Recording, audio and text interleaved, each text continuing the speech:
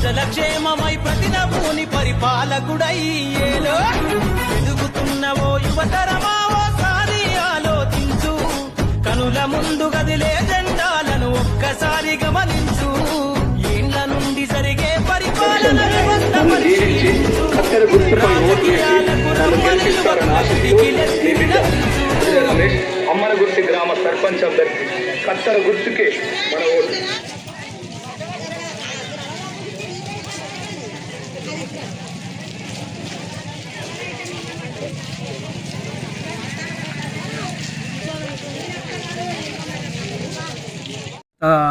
కొన్ని సంవత్సరాలు గత 20 సంవత్సరాలకి వెళ్ళి పాలించేటోళ్ళు ఎవరైతే ఉంటారో అంటే సర్పంచ్ కావచ్చు ఎంపీటీసీలు కావచ్చు ఎవరైతే ఉన్నారో కేవలం వాళ్ళ లబ్ధి కోసం మాత్రమే రాజకీయాలకు వచ్చింది.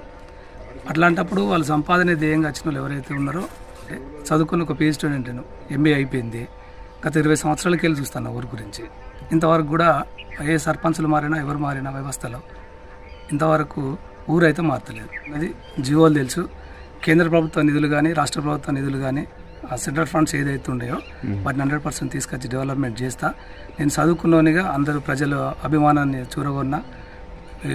ఎవరైతే ప్రజలైతే ఎవరైతే ఉంటారో ఒక కొత్త దానిని కోరుకుంటారు, యువత రావాలని అనుకుంటారు, వ్యవస్థలు మారాలి అని ప్రజల్లో ఒక అది ఉంది, బలమైన కోరిక ఉన్నది. కాబట్టి వాళ్ళ నమ్మకాన్ని కాపాడే దిశగా 100% నేను ముందుకెళ్తాను.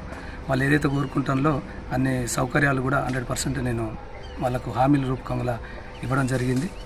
100% డెవలప్మెంట్ చేస్తాననే ఉద్దేశంగా నాకు ఓటు వేస్తారని అనుకుంటాను. యువతన పెడదారి పట్టకుండా చూసుకునే బాధ్యత తీసుకొని గ్రామ అభివృద్ధి ధ్యేయంగా పనిచేసి ముందుకెళ్తానని బలంగా నమ్ముతా ఉన్నా.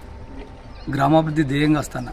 అవినీతి రహిత గ్రామంగా తీర్చిదిద్దే బాధ్యత నాదిగా తీసుకుంటానని ప్రజలకు బలమైన హామీ ఇస్తున్నా. ఈ ఒక్కసారి అవకాశం ఇస్తే 100% గ్రామాన్ని అభివృద్ధి పథంలో నడిపించి ఆదర్శ గ్రామంగా తీర్చిదిద్దానని మాటిస్తా ఉన్నా.